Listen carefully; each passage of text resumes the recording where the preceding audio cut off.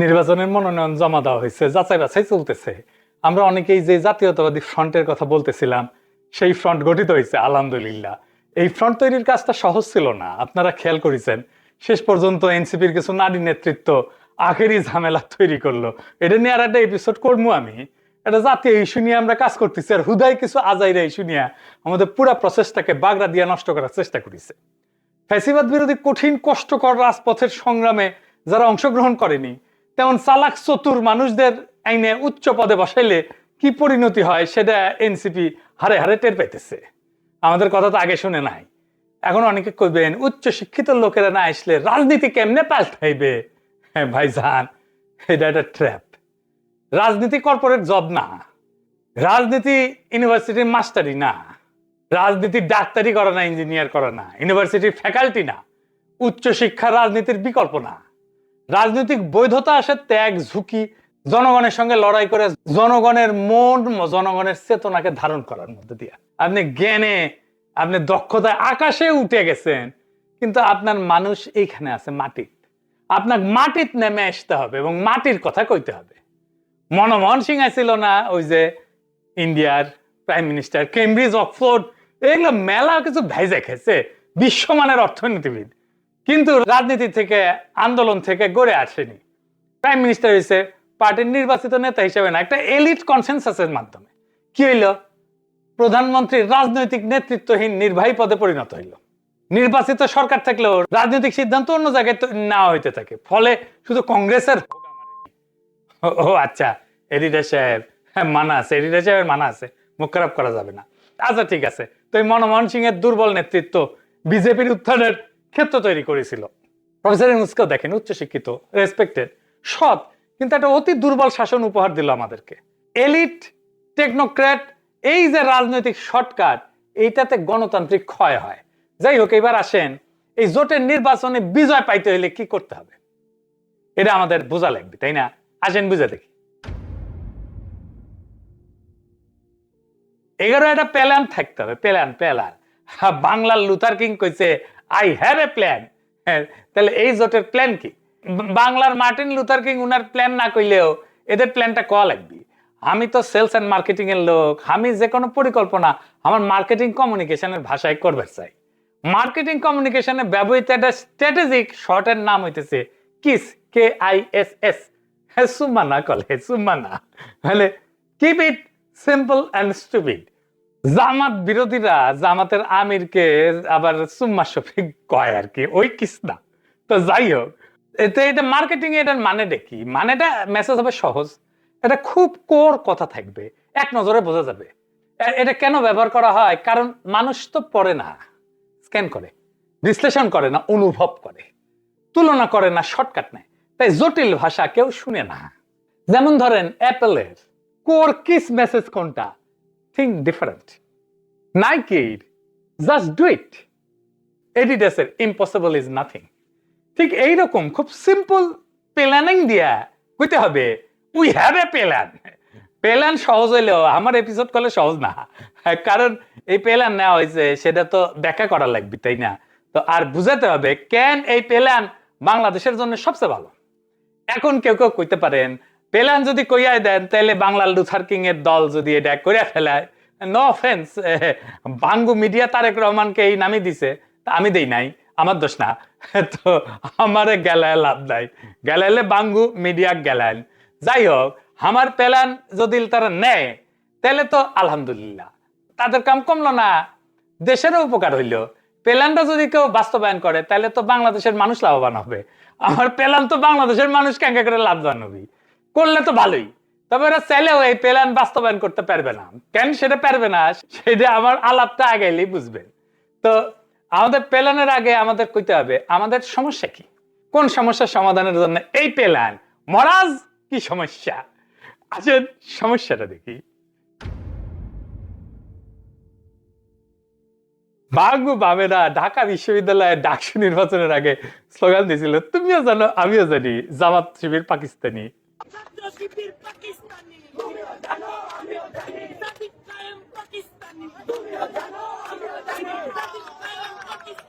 শুনি চাও?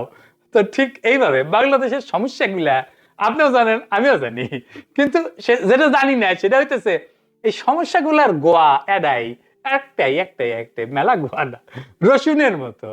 আজকে আমি অঙ্ক কইসা দেখাই দিব সমস্যাগুলো কিভাবে একে অন্যের সাথে যুক্ত, কিভাবে এই সমস্যার রসুনের গোয়া একটাই। এটিতে সে মাইন্ড করলো না এটি গোয়া খাওয়াতে, যাই হোক এটা এটা স্যাংশন পেলাম। এবার কিভাবে বিএনপি ঠিক এই আগের ব্যবস্থাটা এই রসুনের গোয়াটা বজায় রাখতেছে। বাংলাদেশের মূল সমস্যা মূলত চারটা: দারিদ্র, দুর্নীতি, বেকারত্ব, ভারতীয় আধিপত্য। এই চারটাই আসলে আওয়ামী ফ্যাসিবাদের জন্ম দেয়। এই চারটা যদি একটা চাকা হয়, আওয়ামী লীগ এই চারটার কেন্দ্রে, এই চারটা দিয়ে একটা চাক্কা বানান, তার চারটা স্পোক বানান চারিদিকে, এই চার স্পোকের চারটা লিখে দেন, আর মাঝে কেন্দ্র লেখেন আওয়ামী ফ্যাসিবাদ। এবার আসেন দেখি কেন এই চারটা সমস্যা একে অন্যটার সাথে যুক্ত। মানে দুর্নীতির সাথে কেমনে ভারতীয় আধিপত্য যুক্ত। বিষয়টা অদ্ভুত না? হ্যাঁ, অদ্ভুতই পথে। আসেন বুঝে দেখি, তখন আর অদ্ভুত লাগবে না। দুর্নীতির সাথে ভারতীয় আধিপত্যের সম্পর্ক প্রথমে অদ্ভুত লাগে, কারণ আমরা দুর্নীতিকে দেখি নৈতিক সমস্যা হিসেবে, আর ভারতীয় আধিপত্যকে দেখি পররাষ্ট্রনীতির বিষয় হিসেবে। কিন্তু রাষ্ট্র তো নীতিতে চলে না, রাষ্ট্র চলে ক্ষমতার অঙ্কে। এই অঙ্কটা বুঝলে অদ্ভুত আর থাকে না এই সম্পর্কটা। প্রথম প্রশ্নটা করি, একটা সরকার ভোট ছাড়া দুর্নীতিতে ডুবে থাকার পরেও টিকে থাকে কেমনে? টিকে থাকার তো কথা না, কারণ তার রাজনৈতিক বৈধতা তো নাই। কিন্তু সে বৈধতার একটা বিকল্প উৎস খুঁজে নেয়। এখানেই ইন্ডিয়া শর্ট করে ঢুকে পড়ে। যেই সরকারের জনগণের কাছে গ্রহণযোগ্যতা নাই, সেই সরকার জনগণের দিকে তাকায় না, সেই সরকার তার বৈধতার জন্য বাইরের দিকে তাকায়। বাইরেটা হইতেছে ইন্ডিয়া। বাইরের স্বীকৃতি, বাইরের নিরাপত্তা, বাইরের সিগন্যাল, বাইরের রাজনৈতিক সাপোর্ট, বাইরের কূটনৈতিক সাপোর্ট, এইগুলা তার জন্য লাইফ লাইন হয়ে দাঁড়ায়। তাই হয়েছে ইন্ডিয়া হাসিনারে রাজনৈতিক আর কূটনৈতিক সাপোর্ট দিয়ে টিকায় রাখিছিল। দৌড়ানি পালানোর পরেও তারই আশ্রয় দিছে। এই জায়গাটার নামই হইতেছে ভারতীয় আধিপত্য। এটা কোনো ট্যাঙ্ক পাঠায় করে না, এটা কোনো সরাসরি শাসন না। এটা হইল বাংলাদেশের ক্ষমতায় কে থাকবে সেই প্রশ্নের উত্তর থাকে আমাদের কাছে না, দিল্লির কাছে। সেই লোক, সেই দল, সেই নেতা দিল্লির কাছে গ্রহণযোগ্য কিনা, এই হিসাব। তো ইন্ডিয়া তো এমনি এমনি সাপোর্ট দেয় না। সাপোর্ট দেয় কি নিয়ে? তার বিনিময় তো কিছু নেয়, ব্যবসা নেয়। সাপোর্ট দেয় মিলিটারির নির্বীর্য কইরা সাপোর্ট নেয়। সাপোর্ট দেয় ইন্ডিয়ানদের চাকরি নিয়ে সাপোর্ট দেয়। সাপোর্ট দেয় নদী শুকায় মাইরা সীমান্তে হত্যা কইরাও বিনা চ্যালেঞ্জে আন্তর্জাতিক ভাবে থাকার বিনিময়ে এই সাপোর্টটা দেয়। সাপোর্ট নেয় বাংলাদেশের মধ্যে দিয়া বিনা পয়সায় ট্রানজিট নিয়ে। সাপোর্ট নেয় বন্দর ইউজ কইরা সেভেন সিস্টারে মালামাল পাঠায় বিনা পয়সায় প্রায়। সাপোর্ট নেয় চিকেন নেককে সুরক্ষিত রেখা। সাপোর্ট নেয় কোনোভাবে বাংলাদেশের সাথে চীনের দ্বিপাক্ষিক সম্পর্ক যেন তৈরি না হয়, এটার গ্যারান্টি দিয়া। এখন প্রশ্ন আসে, এটার সাথে দুর্নীতির সম্পর্ক কোথায়? এইখানেই হইতেছে আসল কানেকশন। আসেন সেই জায়গাটা দেখি। যেই সরকার বাইরের শক্তির উপরে টিকে থাকে তার জনগণের কাছে তো জবাবদিহি করার দরকার পড়ে না। ভোটের ভয় নাই, জনমতের ভয় নাই। কিন্তু বাইরের দুনিয়া তো তারে ইন্ডিয়া দিয়ে ম্যানেজ করলো, কিন্তু ভিতরের সমাজ সেটারে কিভাবে ম্যানেজ করবে? সেই ভিতরের জনগোষ্ঠীকে ম্যানেজ করে রাখতে রাষ্ট্রের সম্পদ ব্যবহার করে। কেমনে? তো এই কথা শুনলে যে রাষ্ট্রের সম্পদ ব্যবহার করতেছে, এটা শুনলে মনে হয়, অনেকে মনে করে যে মন্ত্রী টাকা চুরি করে, নেতা ঘুষ খায়। তা তো করেই, কিন্তু এইটা উপরের স্তর। এর আসল খেলা অনেক নিচে। রাষ্ট্রের সম্পদ এইখানে জনগণের সম্পদ হিসেবে ব্যবহৃত হয় না, ব্যবহৃত হয় ক্ষমতা এটা কিভাবে টিকে থাকবে সেইটার একটা অস্ত্র হিসেবে। প্রথমে দেখেন রাষ্ট্রীয় সম্পদের নিয়ন্ত্রণ কার হাতে যায়? যখন সরকারের রাজনৈতিক বৈধতা দুর্বল, সে তখন জনগণের উপরে তো ভর করতে পারে না। সে তখন রাষ্ট্রের তিনটা গুরুত্বপূর্ণ জায়গা নিজেদের দখলে আনে। কোন কোন জায়গা? ব্যাংক আর আর্থিক প্রতিষ্ঠান, লাইসেন্স, টেন্ডার, তারপরে রেগুলেটরি ক্ষমতা, 3 নাম্বার হইতেছে আইন প্রয়োগ এবং ছাড় দেওয়ার ক্ষমতা। এগুলো হলো রাষ্ট্রের সবচেয়ে শক্তিশালী সম্পদ। এইটার জন্যই ক্ষমতায় যাওয়ার জন্য সবাই দেওয়া না। এই জিনিস দিয়ে টাকা তৈরি হয় না, কিন্তু এটা দিয়ে ক্ষমতা তৈরি হয়। দ্বিতীয় ধাপে এই সম্পদ দিয়া সে আনুগত্য কেনে। ফলে কি হয়? ব্যাংক লোন যায় রাজনৈতিক ঘনিষ্ঠ গ্রুপে। আপনি তো জানেন কেমনে ব্যাংকের লোন গেছে, কারা পাইছে। খেলাপি হইলে মামলা হয় না। দেশে খেলাপি লোন কেন এত বেশি? সবগুলো ব্যাংক প্রায় ধ্বংস হওয়ার পর্যায়ে আছে।